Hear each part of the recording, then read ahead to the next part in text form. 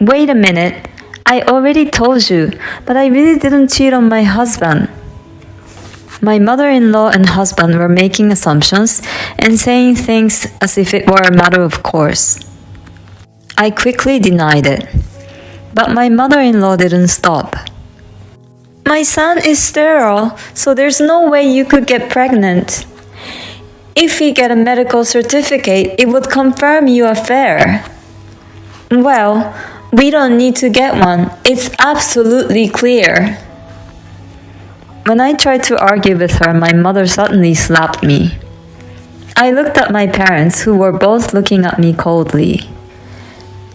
My name is Anna. I'm a 34-year-old office worker. My husband William and I got married last year after dating for several years.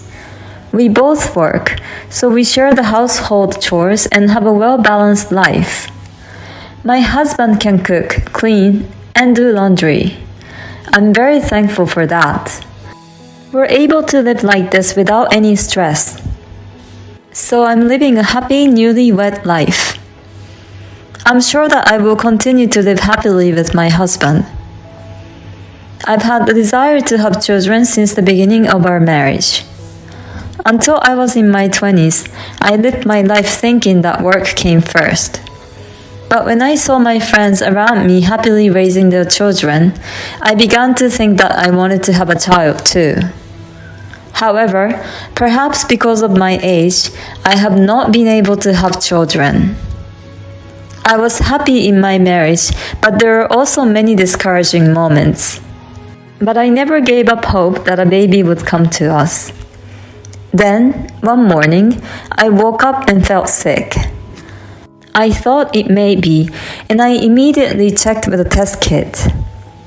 Then the test showed a positive result.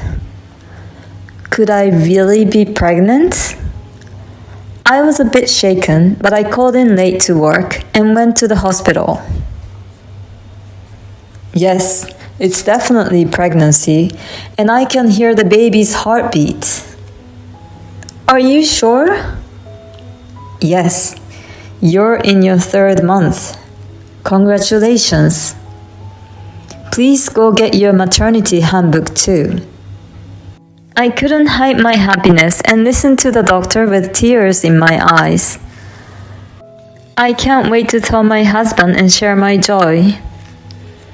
I couldn't stop being excited and went to the supermarket on my way home to pick up some food. I wondered if my husband would cry and be happy too, and then we would hug each other. My head was filled with such imaginations even after I arrived home.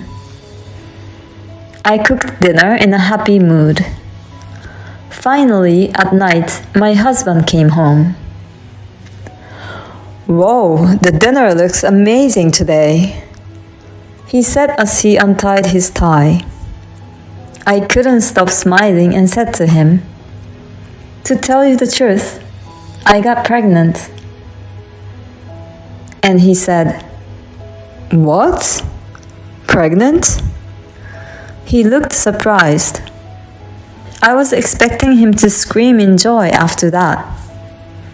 But he had a surprising reaction. Whose baby is it? What? I asked you whose child it was. He asked, looking at me with cold eyes. What's the matter with you? Of course it's yours, I said, and he sighed. I'm sterile. What? So it's not mine. I had no idea you were having an affair. I'm disappointed. Wait a minute. I'm not having an affair. This baby is yours. I told him that, but he wouldn't listen to me. Just give me some time. I'm going back to my parents' house. And he left the house. He didn't even touch any of the food I had made for him. A few days later, my husband called my parents and said he wanted to have a talk with them. I told him that I wanted to discuss it with him alone first.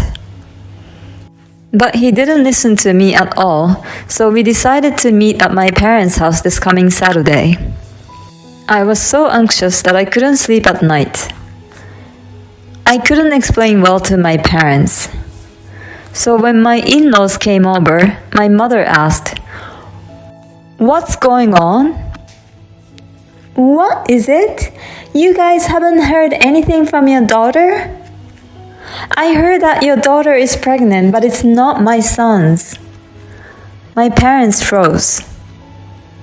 "I didn't think Anna would cheat on him." I guess I was the only one who thought we were a good married couple. Wait a minute, I told you the other day that I really didn't have an affair. My mother-in-law and husband took it for granted that I was the one at fault. I quickly denied it, but my mother-in-law didn't stop. "My son is sterile, so there's no way she could have gotten pregnant." If we got a medical certificate, it would confirm the affair. Well, but we don't need that. It's absolutely clear. When I tried to argue with her, my mother suddenly slapped me. I looked at my parents, who were both looking at me coldly, and my husband and mother-in-law both gave me a sneering look. Well, you deserve to be slapped. You committed adultery and never apologized for it. When my mother-in-law said that, my mother bowed her head and said, "I'm sorry, I apologize." "Come on, you too, apologize quickly." My mother urged me to apologize. My father also apologized to my mother-in-law and my husband, saying that his daughter had caused a lot of trouble. He grabbed my head and forced me down to apologize. I brushed my father's hand away and told him to listen to me for a minute. But they wouldn't listen to me. They are furious with me. "You've caused us so much trouble and brought us so much shame. You are no daughter of this family." My father shouted in front of my mother-in-law and my husband. "Oh my God, they disowned you." "Well, you got what you deserved." My mother-in-law and my husband are just watching and laughing at me. Then the living room door opened and my sister walked in. "Dad? Mom? Please calm down a little bit." Thank God she's finally here. My father is furious with my sister too. "I don't know how you can be so calm after hearing all this. Besides, it's none of your business." "We're family, of course it's my business." "My sister had told me everything before you arrived. Is it true that you are sterile?" My mother-in-law and her husband looked at my sister with a questioning look on their faces. "Is it possible that your sister-in-law suspects us, William?" "No, not at all. But I think it would make things easier if we had some facts to back it up." She proceeded very calmly. "When did you have the examination?" My husband and mother-in-law looked at each other. "He didn't have any tests." "What?" I froze when I heard it. My sister is surprised too. "Well, then how can you assume that he's sterile?" "What? Are you trying to intimidate us? He hasn't tested, but it's true." My sister asked if it would be okay if she asked my mother-in-law how she could be so sure. My mother-in-law let out a sigh of annoyance and started to tell us the reason. "You know, my son was married once when he was young. This boy couldn't have children after 7 years of marriage. And after the divorce, his ex-wife got pregnant right away. This means my son was the reason she couldn't get pregnant. Now, do you believe me?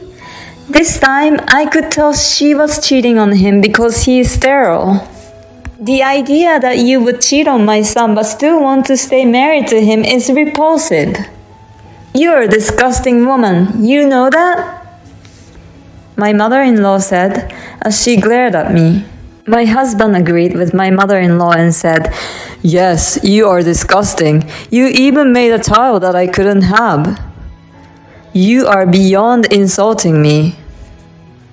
I was absolutely mortified.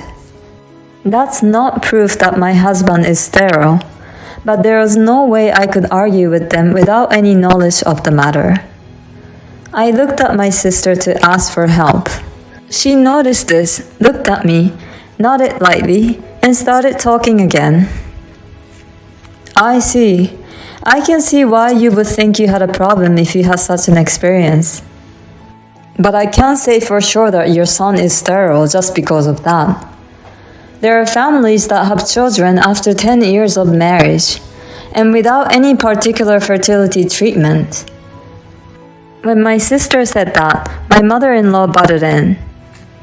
"Don't try to mount me with the information you found on the internet. You're not a doctor, so what you say is meaningless." My mother-in-law said that, and I wondered if she listened to me properly when she met my family. "I'm a doctor and an obstetrician." When my sister answered, both my mother-in-law and my husband said, "What?" I was stunned. Apparently, they really hadn't listened to my sister's story. My sister was also dumbfounded and said, "I've explained it to you when we met before their marriage. The whole story is that you are just speculating about this. It seems that you are all blaming my sister based on mere speculation. If you really want to blame my sister, let's do a proper examination. Since you are my relative, I'll do it for a reasonable price." When my sister said that, my husband and mother-in-law both flinched. But now that we've come this far, there seems to be no turning back. "If you insist, let's check it out." My husband and mother-in-law agreed to my sister's proposal. And later, the test was conducted. I decided to stay at my sister's house until the test results came out. I didn't want to see my husband, and I didn't want to go back to my parents' house. My sister tried to cheer me up many times while we were at home together. This kept me from worrying more than I should have. A few weeks later, the test results came out. We gathered at my parents' house again to look at the test results together. It turned out that there was nothing wrong with my husband's body. My mother-in-law's face turned blue and my husband was surprised. "Anna, I'm sorry, but I'm glad to know that there's nothing wrong with me and that I can prove that the child is mine." My husband said so matter-of-factly that I was once again speechless. Who was it that agreed with my mother-in-law to accuse me by mere assumptions? My mother-in-law also laughed and said, "If this is the way it's going to be, you should have had the test done earlier." She didn't even apologize to me. I guess that settles it for now. My husband was so proud of himself. I thought, I can't be with such a man anymore. My husband thought the discussion was over and said, "Let's go home together." But I didn't want to go home. My sister, perhaps sensing my feelings, said, "I don't think she has quite sorted out her feelings yet, so I'll take care of my sister." My husband reluctantly agreed, and finally my husband and mother-in-law left my parents' house. What a mother and son! They almost had us fooled too. "I'm sorry I slapped you the other day, but this is all their fault." My parents blamed my mother-in-law and my husband, but from my point of view, my parents were also to be blamed. My sister took me to her apartment right away. I was so relieved when I got to the apartment that I couldn't stop crying. My sister didn't say a word the whole time, just hugged me and comforted me. No one believed me, and they all looked at me with cold suspicion, which really scared me. In the middle of all this, my sister was the only one who stood by me. I'm so glad that I talked to my sister the day before the meeting was taking place at my parents' house. She went out of her way to come to my parents' house for me, and I really can't thank her enough. After that, I stayed at my sister's house for a few days to rest my body and mind. Then I made one decision and went with my sister to the house where my husband was. My husband greeted me by saying, "Welcome home. I've been waiting for you." He was surprised to see my sister and one other person.